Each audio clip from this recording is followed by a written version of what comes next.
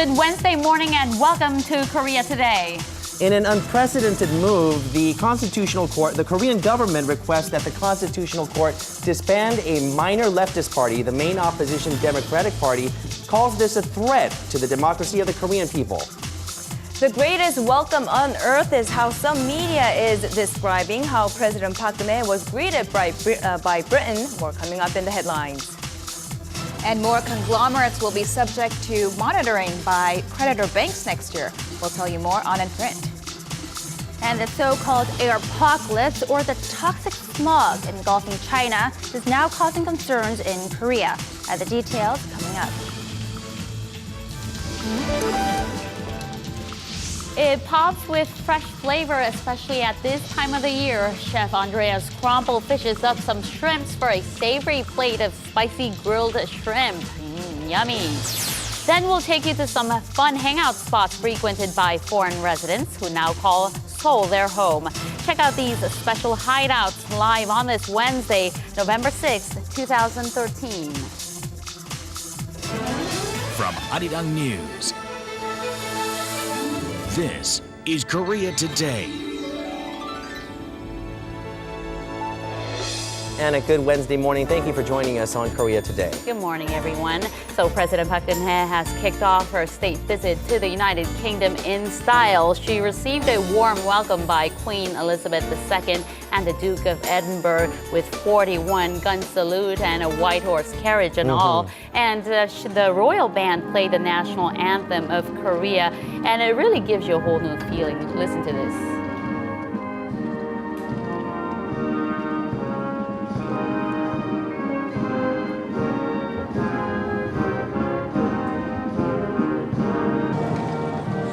It must have been a great feeling, exactly. And the president is dressed for the occasion as well, along with the Queen. Now, a full display of British pomp and ceremony, all with the carriage procession. The president was also greeted by the royal prince and princesses with a state banquet to top off the evening. Beautiful sight there. Now, this makes President Park the second Korean president to make this state visit, following late former President Roh Moo-hyun, and only two U.S. presidents, George W. Bush and Barack Obama, have made this visit. All right, we'll turn to Hyung for a check of related news and more on the president's itinerary and other stories we're following at this hour.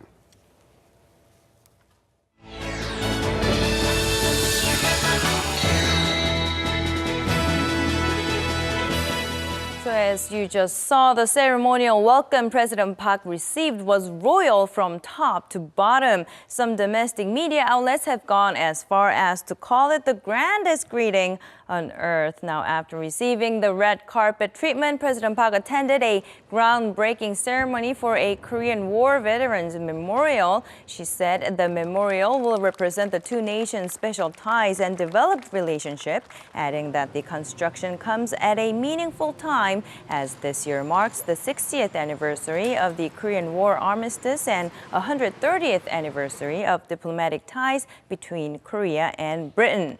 On Wednesday, the president will hold bilateral talks with British Prime Minister David Cameron. The two leaders will likely talk about enhancing cooperation in the sectors of the creative economy and finance.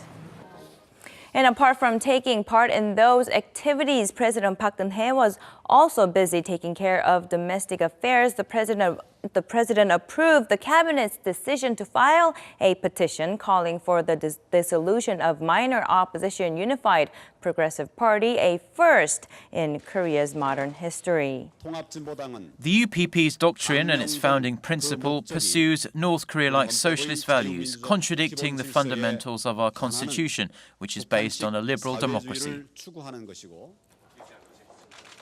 But the left-leaning party says the government's decision infringes on the right to pursue political activities. The people know without question this is aimed at watering down the criticism against the current illegitimate administration, which obtained power using fraudulent measures. This is not simply an act of suppressing the UPP, it's an act of destroying democracy. Political analysts say this will not take a huge toll on the current parliamentary activities, but once the Constitutional Court delivers its final ruling next year, approximately around May, it could greatly affect the regional elections scheduled for June. There was no flicker of hesitation when Representative Moon Jae-in said he would appear at the prosecutor's office for questioning on this Wednesday afternoon. Moon, the former chief of staff under the liberal Roh Moo-hyun administration, is thought to hold the key to finding out what might have happened to the 2007 Inter-Korean Summit talks transcript. The document in question has been a source of political dispute since the ruling Saenuri Party claimed late President Roh made some controversial comments during the summit. In the process of trying to unveil the truth, the prosecution concluded the transcript was never transferred to the state archives. Now, prosecutors are set to grill Moon on the details of what happened. Officials are set to announce their final investigation results soon after questioning the former presidential candidate. The story of the U.S. National Security Agency's eavesdropping on its friends and foes continues to send ripple effects across the globe. The Korean government had been criticized by some skeptics for sitting idly by. But after finding out Korea was also a target of U.S. spying, Seoul decided to take action. After the New York Times report on November 2nd, the Korean government requested that the U.S. provide a detailed explanation and take appropriate measures. We are currently waiting for their reply. A recent report by the New York Times says the NSA began monitoring the Korean government starting January 2007 in the late years of the Roh Moo-hyun administration throughout that of Lee Myung-bak. The report added UN Secretary General Ban Ki-moon was also a target of U.S. intelligence gathering, saying when Ban and U.S. President Barack Obama sat down in April to discuss the Syrian chemical weapons issue, Obama was already aware of what the Secretary General was going to say.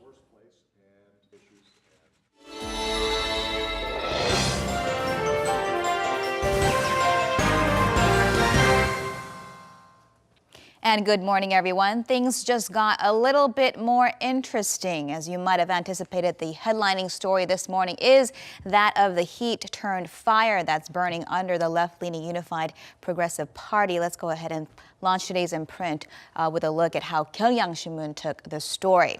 Now, the main headline reads, "Government files for unprecedented party dissolution," raising concerns for shaking party politics foundation. And the lead graph goes on to highlight that the government also asked for the Constitutional Court to take away the UPP lawmakers' rights and filed an injunction to put a halt on the political activities of the UPP as well.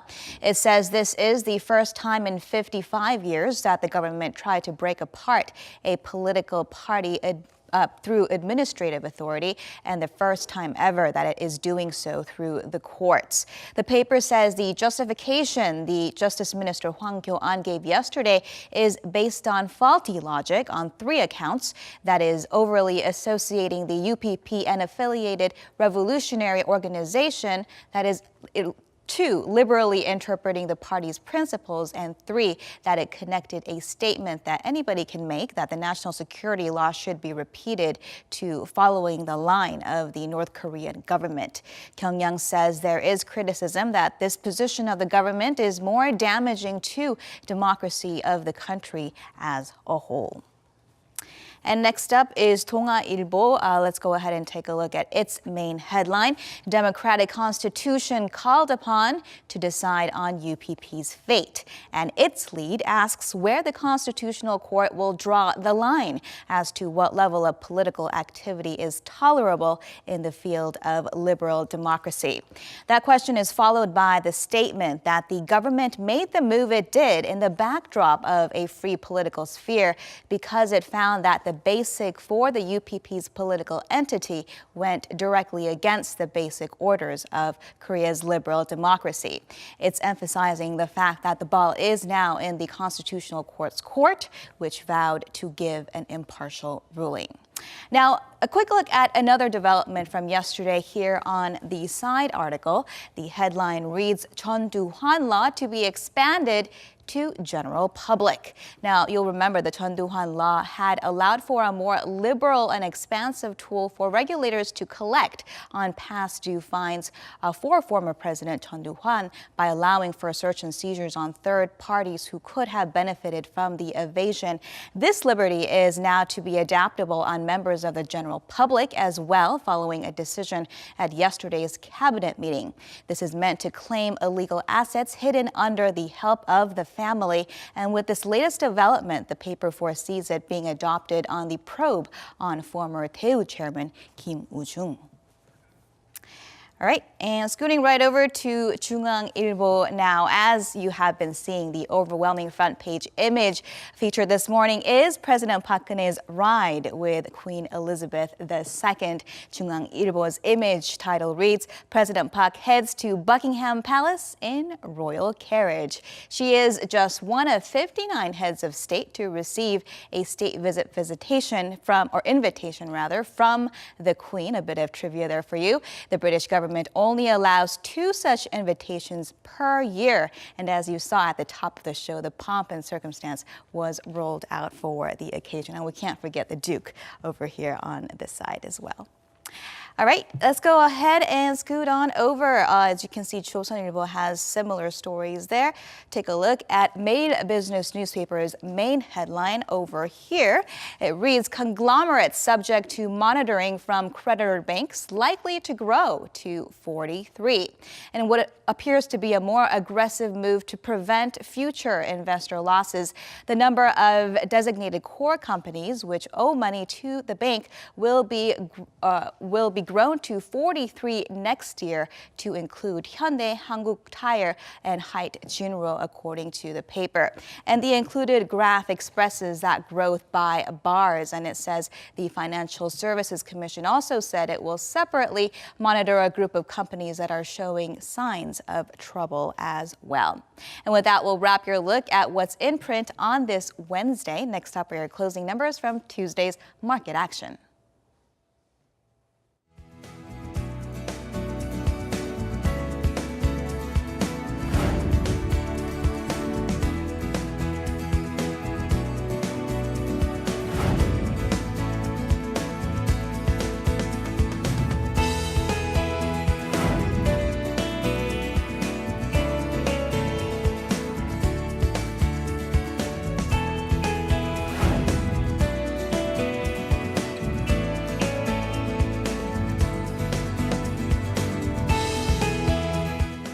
Time now to take a look at the weather conditions in Korea. That's right. We're going to go ahead on over to Tommy, who's joining us at Noryangjin. Good morning. Good How's morning. the conditions over there?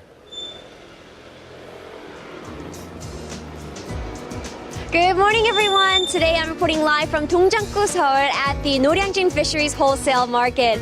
Now, for the weather, this week we have been seeing beautiful weather conditions as the fall foliage is at its peak. However, today it is a bit different as we are starting off with mostly cloudy skies. We will be receiving chances of sporadic showers throughout the day here in the central regions, so you may want to carry an umbrella with you when heading out. Now, another item that you may want to keep in handy is a mask, as starting tonight it looks like the level of fine dust is going to rise quite a bit, so do keep that in mind. Now, as for the temperatures here in Seoul, our lows are starting out at 9 degrees Celsius. Later, our highs won't be that far off at 14 degrees, so a bit cooler than yesterday. Make sure to bundle yourselves up. With that said, let's go ahead and take a look at the numbers around the rest of the peninsula. Daejeon will rise to 16, Daegu, Gangneung, and Gwangju will all reach 18, Busan at 21, and Jeju at 20. Tomorrow is a big day for students in Korea as it's the day of the college entrance exams. Unfortunately, there will be signs of rain early in the morning, so do keep that in mind. That's all I have for the weather. I'll be back in the latter half.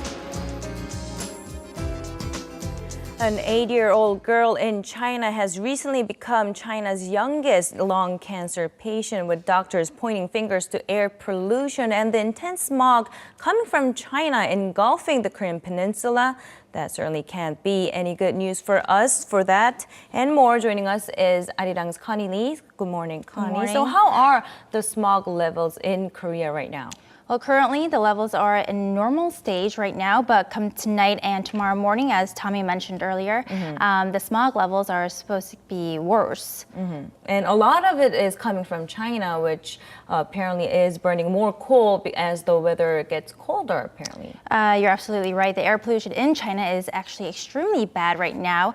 Most recently, the air in northeastern China recorded pollutants that were 40 times more than the safety limit by the World Health Organization.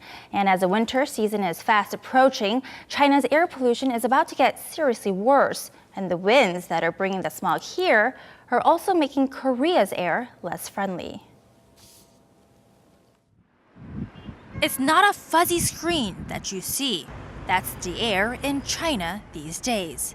The smog in China is at its worst levels in 52 years. With air quality at dangerous levels, CCTV reports that thousands of schools and sections of highways were shut down earlier this week in northeast China due to safety concerns. And the air is about to get worse as temperatures drop. China is not only the world's biggest greenhouse gas emitter, it is heavily reliant on coal for heating during the winter. But air pollution knows no borders. The heaviest pollution in northeastern China is making its way to the Korean peninsula by northwesterly winds. Meteorologists say up to 50% of the smog from China reaches here. China's smog affects Korea the most, more than any other country. Levels reached record highs in Seoul over the weekend, with the PM 2.5, where the fine particles in the air that pose the greatest health risk, reaching about 180 micrograms per cubic meter. That's beyond the normal level, but still much lower than the 480 level seen in Beijing. Seoul resident Lee Hyung-suk, who often rides his bike outdoors, says he feels the effects of the poor air. The air has definitely gotten pretty bad recently. Sometimes my throat hurts and I have more phlegm now. So far this week, though, the air quality has been measured at normal levels, according to the National Institute of Environmental Research. But come Thursday, it may be a different story. By Thursday, as the low atmospheric pressure moves, the northwesterly winds will carry the smog from China to Korea. We could expect high levels of ultrafine particles that day. Health officials say the ultrafine particles from the smog are more hazardous to your health than the yellow dust that is often seen in Korea during the springtime. The smog tends to be worse in the mornings than in the evenings, and when the air quality is poor, health officials advise children, the elderly, and people with illnesses to stay indoors. When the air does get bad, doctors advise people to wear face masks as the smog affects the lungs. When the smog exceeds normal levels, it negatively affects people's respiratory systems. Those with respiratory problems, such as asthma or lung disease, could see their symptoms worsen with the smog. And as you mentioned earlier, Hyung-young, the report of the youngest lung cancer patient in China, doctors blame it on the smog. And doctors in Jiangsu Province, which is where she lived, they say she lived near a busy street, being exposed to the harmful particles and the air there. And the news, of course, comes amid growing health concerns from smog in China. Right. It was just a couple of weeks ago that the World Health Organization has declared for the first time that outdoor air pollution is a carcinogen and can cause lung cancer. So is the Chinese government stepping in and doing anything about this matter?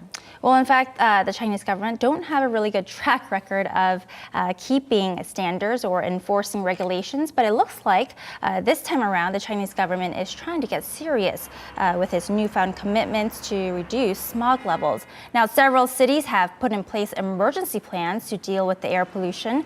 For instance, Tiawan City in northern China has called on some industrial plants to temporarily shut down when the air pollution gets heavy. And Jingtai, a city that has one of the worst air conditions actually this time around, its mayor has pledged to cut coal consumption by 2.5 million tons by 2017. Now, hopefully all these commitments will carry through because the health of millions of people in China are at stake. And in the case of Korea, early last week, we experienced some pretty bad weather conditions concerning smog and fine dust particles. And this week also, you mentioned tonight and tomorrow, we are facing another similar condition. So what about the Korean government? Are they advising anything for the people here?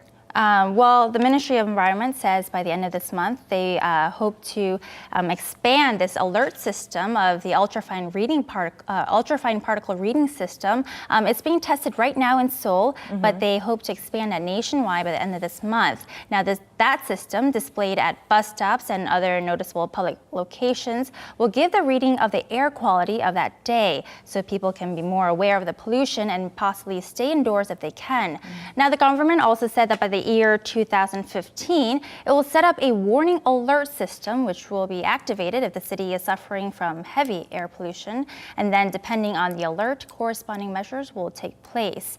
And all this is in addition to an earlier agreement made back in May with Korea and China that they'll work together for this new environmental technology to fight air pollution. Okay, so fingers crossed. Then we might have to buy those masks and cover ourselves up for this week. Masks. Yeah, exactly. All right, thank you very much, Connie, for your story today. You're welcome.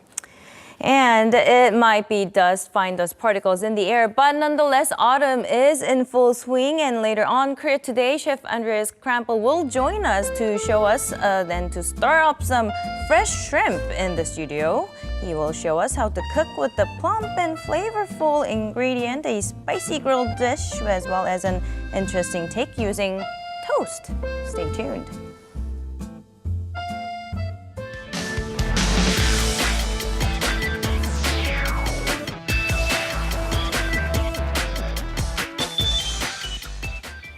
.21 a.m. on Korea Today, and we're going to continue on with our weekly segment on medical tourism. Now, Incheon is the gateway city, and they have some great medical tourism services as well. Incheon International Airport and Incheon Port are the places that foreign tourists arrive in first. And apparently, the medical tourism industry has been growing rapidly in the city of Incheon. So what do you do if you have a long layover? Well, get a physical. Get a physical, that's right. Let's find out more in this report.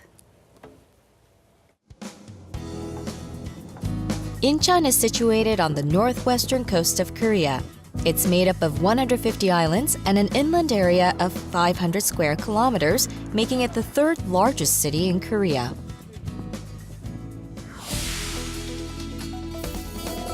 Thanks to Korea's largest Incheon International Airport, which 40 million travelers use every year, Incheon is the gateway to Korea for many foreign visitors.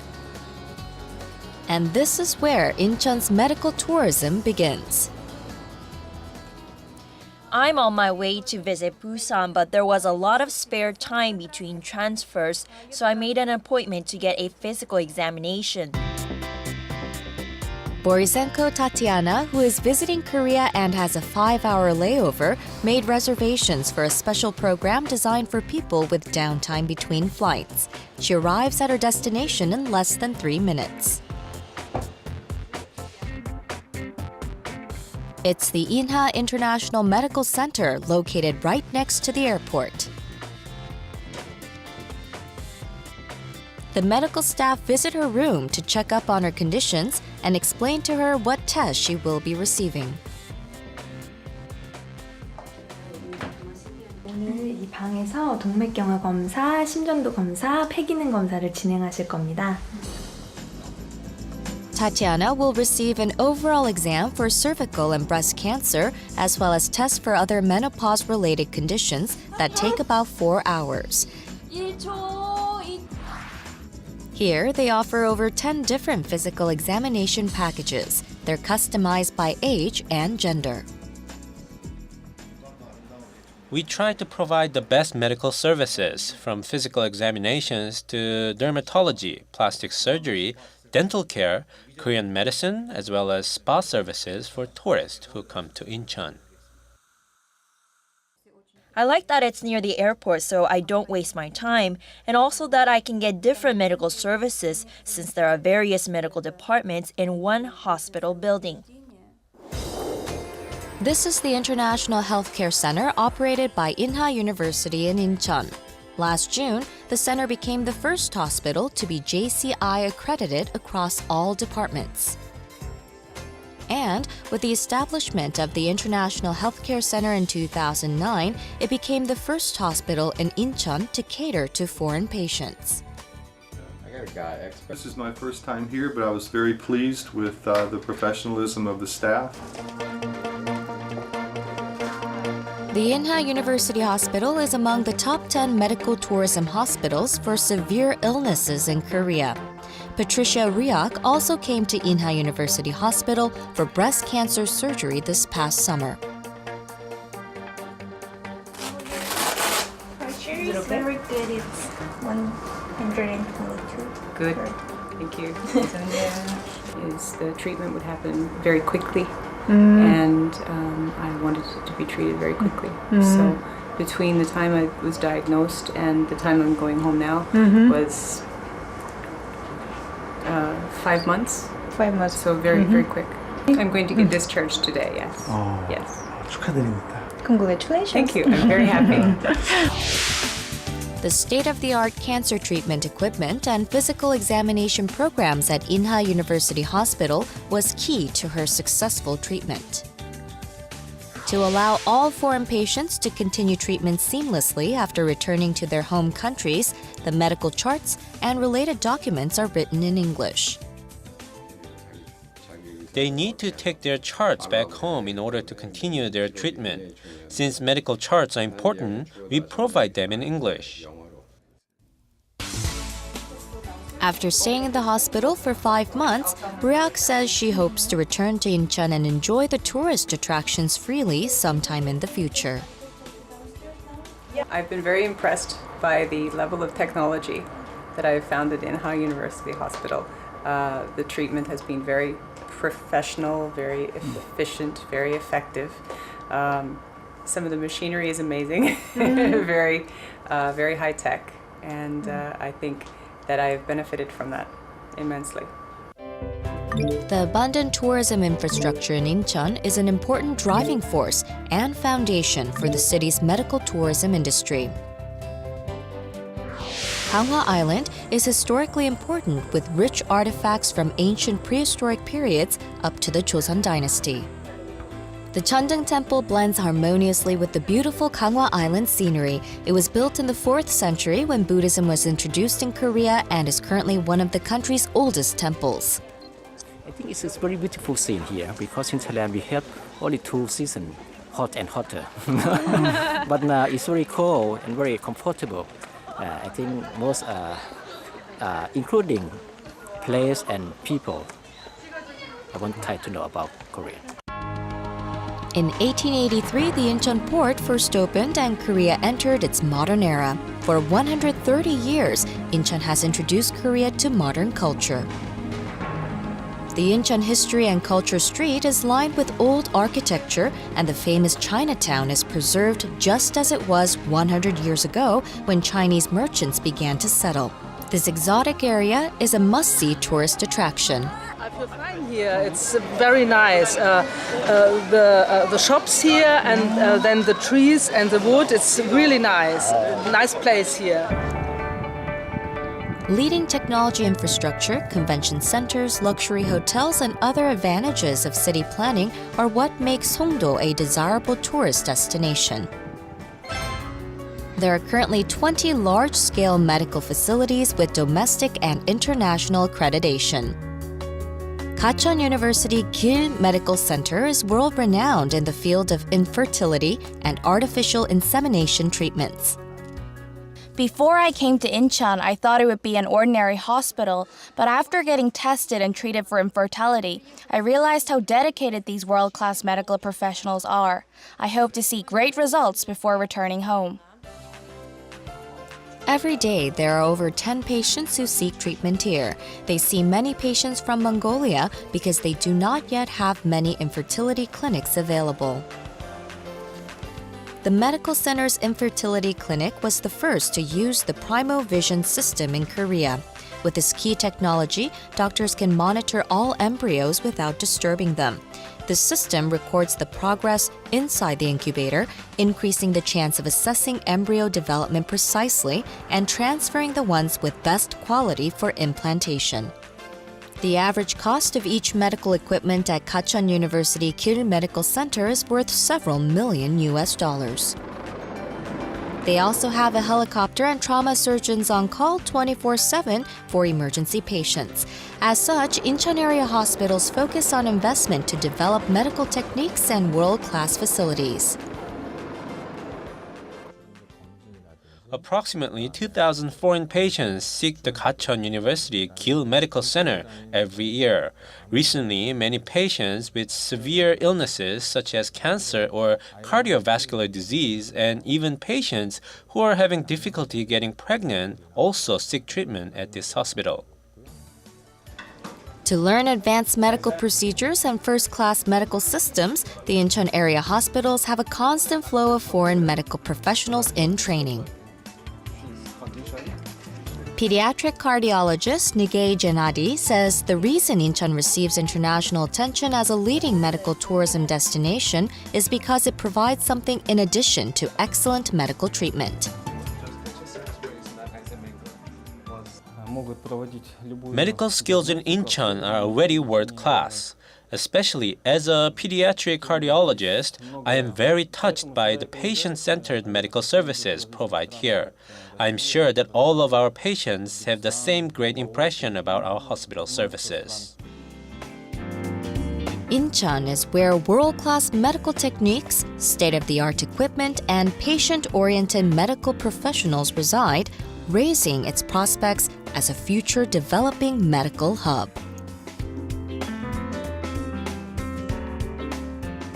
So as you saw in the report, if you have a long layover of more than 4 hours, then you can make better use of that time by getting a quick physical, and you can make appointments at the INHA International Medical Center's website and complete a simple survey and pick a schedule or pick a program that fits your schedule. And you can also contact your travel agency to do that. That's really making the most out of your time, isn't it? Yeah, it is. I mean, Incheon is planning to diversify their medical tourism program. Since last year, they started selling physical examinations, cosmetic surgery, dental services with tour package programs through a televised home shopping channel in Vietnam. How interesting. How amazing is shopping. that? Lots of different options there. Well, Incheon is quickly becoming a prominent tourist destination, and it is also becoming a destination for medical tourism as well.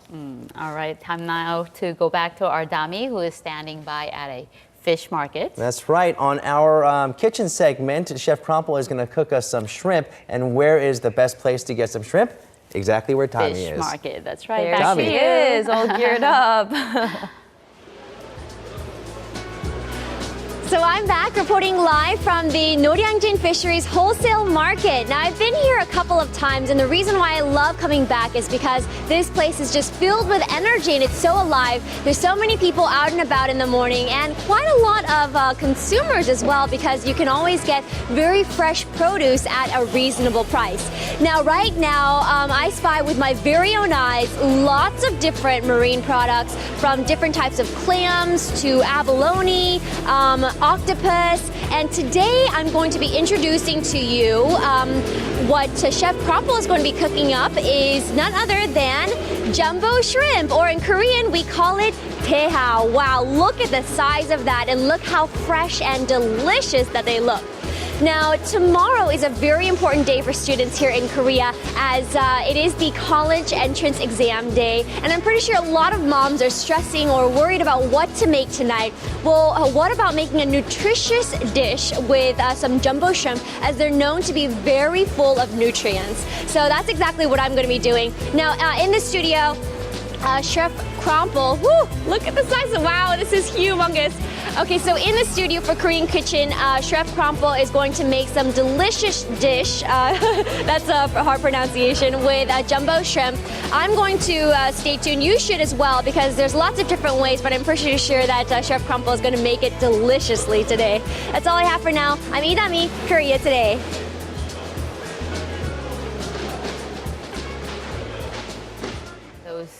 shrimps have traveled all the way to our studio. Yep, that's right, through the magic of TV there. Now, were those the shrimp that Tami was holding on to, were they big or are her hands just small? Those were big. All right, well, she gave it away, so we're going to find out about some shrimp dishes with Chef Krompel. Andreas Krompel, good morning. Good morning to you. Good morning. Thanks for joining me today. Jumbo shrimp's one of the nicest things we can have in the kitchen. I think her one was really exceptionally big. I don't have them quite as big as her, but I want to do two simple dishes. One of them, I just use some gochujang chili paste, some lemon juice, make a light marinade, and then I pan fry them. So I get started with that. And the second one is actually something what I kind of use for if I have leftover trimmings of the prawn, I make a prawn toast, what is a delicious little snack you can do. Okay. So I'll add some gochujang into my bowl, a little bit of garlic, a little bit of chili, a little bit of ginger, and a touch of sesame oil. And then I squeeze a little bit more fresh lemon juice to it. And that's pretty much your basic marinade. It's really, really simple. Now what you're gonna do with the prawns, you can marinate them for overnight, you can do it just an hour or two. That should be enough to give some flavor. And that's your basic marinade. Oh, wow. So what would you suggest, overnight or a short marinade? If you do plan in advance, you do it overnight. The flavor is much more intense, much more delicious. But if you go to the market, pick them up in the morning and then marinate them for lunch is also okay. So that's about how much time you have, right? Yeah, correct. So I actually peeled the outside. I leave the little tail bit on, I leave the head on. What is, I think when you cook a prawn, you want to show off that this one was a big... with the tail and all. Right, so you just dunk them in? Yes, pretty much. And then I marinate them for about 20 minutes. And then if you have a barbecue, you can put them in a barbecue. If you don't, you can also use just a frying pan in your kitchen, that's okay. So while these marinate, I just get started on my second dish. As I mentioned earlier, I use some leftover pieces of shrimp or smaller pieces, what are not so nice looking. So I have some prawn meat cut up there, or shrimp meat. I put it in my blender. It's a very simple recipe too. I add 1 egg white to the mix. Oh, you blend it. That's yes, it's actually a prawn mousse or a spread as such. Just the egg yolk. Huh? Yes, the egg white. Oh, egg white. Egg white. Oh, just the white. Yes. I thought you were trying to get the yolk there. Yeah, I was thinking it was like a mistake by my side. So adding a little bit of chopped chili, ginger, garlic, some chopped leek, and a little bit ginger. And this is really interesting. He's going to blend that. Yes, so it goes in the blender for about a minute. So I have to bring that over here.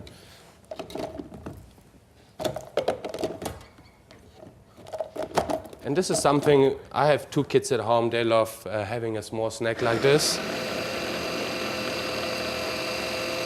Wow.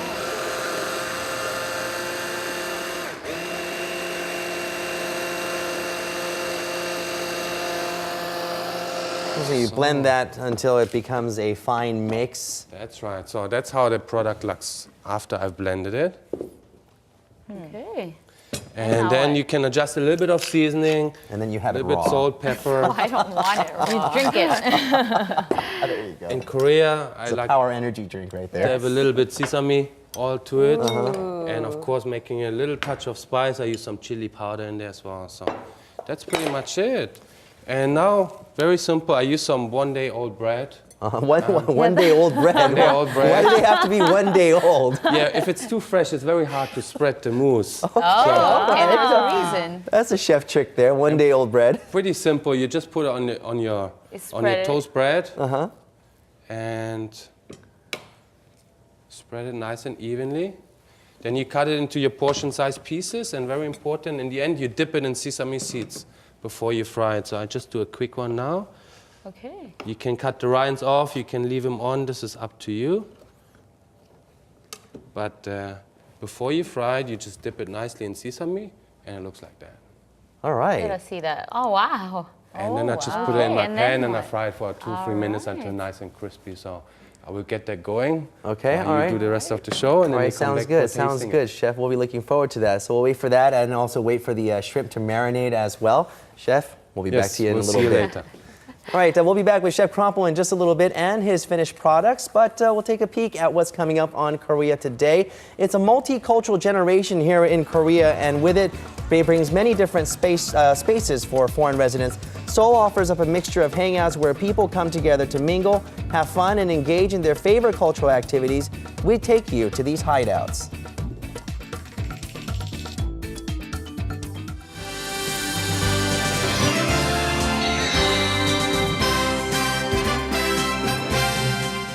And a good Wednesday morning to you all as we kick things off on the ice. Now, figure queen Kim Yeon-ah is still recovering from her foot injury, has her return competition set, as her agency revealed that she has signed up for the Golden Spin of Zagreb. With the competition taking place in Croatia from December 5th to the 8th, the 23-year-old has decided on the competition as a stepping stone until the upcoming 2014 Sochi Winter Games. Now, Kim Yeon-ah is set to showcase her new short program, Send in the Clowns, and her new free program, Adios No Niño. Of course, with the event less than a month away now, fans wonder if she'll be healthy in time for the competition. And moving over to the majors with the Stove League heating up, the question of where Chu Shin-soo will end up is still a mystery. But the Cincinnati Reds did offer the South Korean slugger a qualifying offer, which will make things quite interesting now. With the Reds giving the slugger a $14.1 million qualifying offer, Chu now has until next Monday to decide whether or not he'll accept it. While it's likely that he'll reject the offer and instead go after a multi-year contract with another team, the team he signs with must give up a draft pick in next year's amateur draft. While the New York Mets are looking to be the likely destination so far, the Houston Astros have also joined the race to sign one of the top leadoff hitters in the league. And speaking of races, the race for the #1 ranking in the LPGA continues to heat up as Park In-bi holds on to her title for the 30th straight week. And with 3 more events left in the calendar year, Park In-bi now has 11.97 points compared to Suzanne Pettersen, who has 11.26 points, increasing her lead by 0.71. While Pettersen is scheduled to compete in all 3 of the competitions left in the season, Park In-bi might only compete in the last 2 competitions, including the CME Group title holders. And moving on, the WK League might not be getting a lot of attention here in the nation, but after a huge controversy, it's getting a ton of attention for all the wrong reasons. Now, 6 of the WK League teams have come out stating that they will boycott the season if the league does not ban Park Eun-sun of Seoul City Hall. Now, Park Eun-sun, who's having an amazing season so far, has long been at a center of controversy with many questioning her sex. Now, Seoul City Hall officials stated that the remarks are ridiculous and won't let it affect her playing time.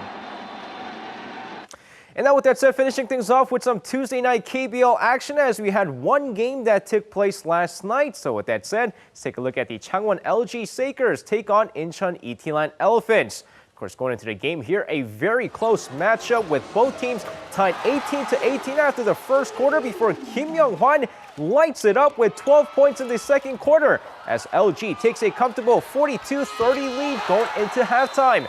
Incheon trying to get this one close, but it's Ki Seung-ho this time, adding 11 points in the third quarter, and Kim Si-dae contributing 10 of his 13 points in the fourth quarter as LG breezes through 80-68. And that's going to wrap it up for me. This has been SJ. Have a great rest of the day, and see you guys again for your sports needs.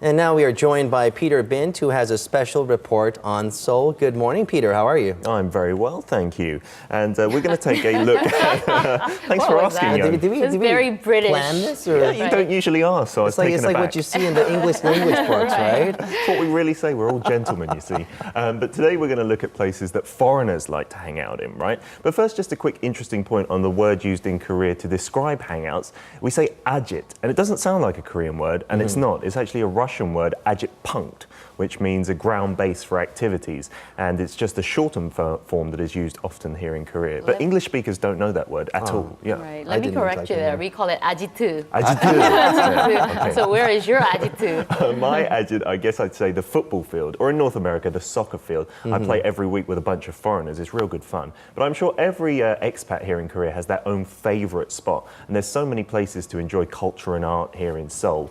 So we're going to take you to some unique places that foreigners like to hide out or hang out in. A hangout is a shared space where everyone comes together, just like on campus. This is Sogang University, where there are roughly 800 foreign students from 70 different countries. A World Festival is annually hosted by the school's Korean Language Education Center. On this day, the central square becomes a hangout spot. One of the most popular events is the native food fair prepared by the school's foreign students.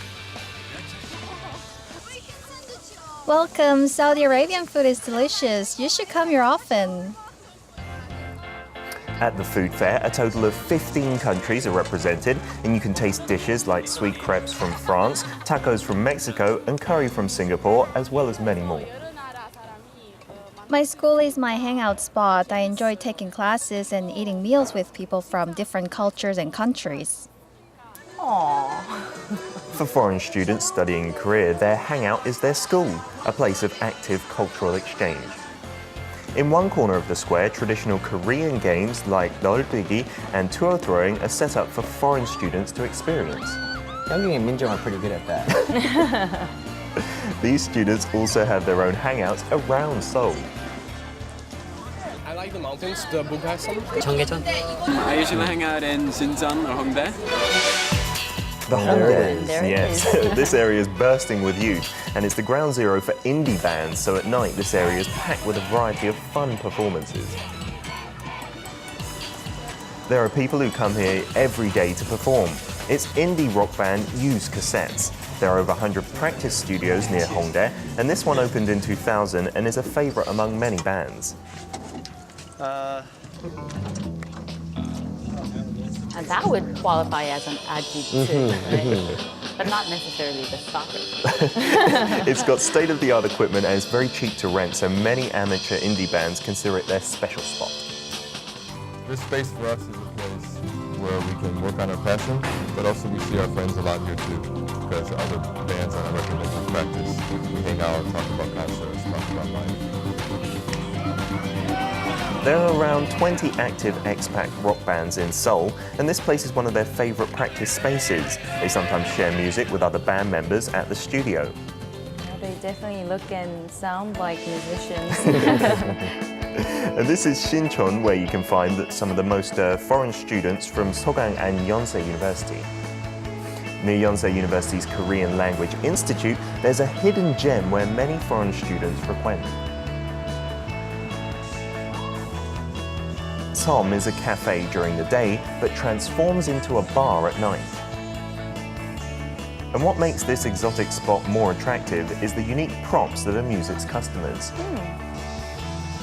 This is Shu, the guardian cat, who is waiting for people to arrive. And this spot has been a hangout for many foreign students for 10 years. And like always, it's crowded with foreign students in the evening. It looked like that it was a Halloween costume. Is there something you want to hear? And the wall is completely covered with vinyl records, which is an added attraction. They have over 10,000 albums from which you can choose to play as you please, making some a free and open space. The atmosphere is really good, and there weren't so many bars that had this many LPs. The music was really good. It's a lot of American music, and I was born in the US. But it's older stuff, so it was music I didn't hear before, so it was pretty cool. Seoul is a great spot since you can listen to rare foreign records. And most of the foreign customers have been regulars for about 5 years, so they help out in the store as if they're managers themselves. It's that type of an atmosphere where everyone's kind of like family and they're just friends there. Exactly, DIY. All right. I think it's do you have facial? Yeah, but You have? for you, I cook for you. Okay. Just for you. They can have one. Okay. When a regular comes by, they serve special food and drinks not on the menu, making the experience for its customers more special and intimate. I hear that Beng Shou is very popular here, great for warding off colds. When you get in, you really feel, I don't know, as you would say before, really in your friend's basement, like really at home. I think because the cat, Q, I think she's not a normal cat, not an ordinary cat. She's like a baby, I think. She lets us do everything we want. I don't know. She's just the queen. She's a motionless cat.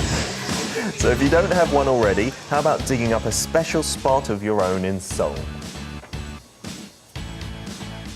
That cat definitely adds to the ambiance. Right, definitely. I had always looked for a hideout myself, so tell me about other places where I can literally hide out. Where are you hiding from?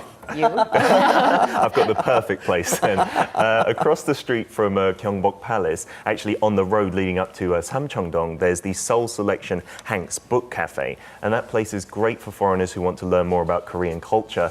They've got some books and text translated into English, German and French, and also Korean movie DVDs with Japanese and Chinese subtitles. So most of the customers are foreigners, and you get some great Korean books that are completely translated into your own language as well. So do some reading while you're hiding. Exactly. Get more intelligent, increase your IQ. And while we're on the topic of culture, I mean, where are some good places where not only just Koreans but also the expats can exchange each other's culture? Yeah, well, I think the perfect place is the cultural centres of many different countries. For instance, at the French Cultural Centre, they've got wine tasting classes, open to obviously foreigners and Koreans as well. And then at the Italian Cultural Centre, they have training courses for native Italians to help them become certified teachers of Italian language in Korea.